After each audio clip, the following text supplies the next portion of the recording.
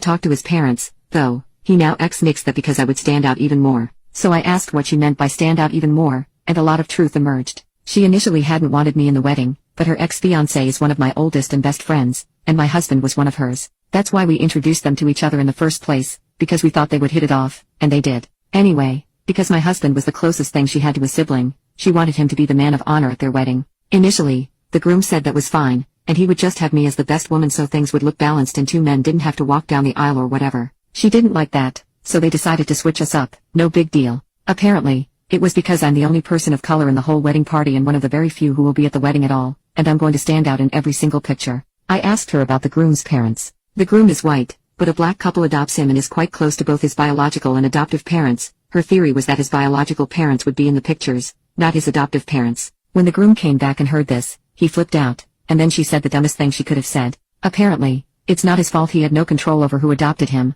and the picture should just be real family. At that point, the groom had heard enough. She was not the person he thought she was, and he did not marry her. She gets pissed and tells him he's being ridiculous, but his parents can be in some of the photos, and they will take some without. He tells her again that he is in no way, shape, manner, or form marrying her after what he heard, and in fact, he wants nothing to do with her. She gets upset and says well, she's at least going to have fun at the reception. He reminds her that he and his parents paid for everything, including the reception, and she is not welcome, and he will be informing the security of that fact. The bride runs off and tells her parents what he's saying, and in doing so, they come out guns blazing and all to confront him, but apparently, she didn't give them all the facts because when he laid it out for them, they were appalled. Her father tore her a new one, talking about how she was not raised that way, and he couldn't believe this was the person she had become. They apologized to the groom. They offered to pay for half of the wedding, and they left with their daughter. So we spent the afternoon with the groom, several bridesmaids, and all of the groomsmen, who were equally shocked by her behavior. I'd say we were consoling the groom, but we weren't. He was too busy ranting about dodging a bullet.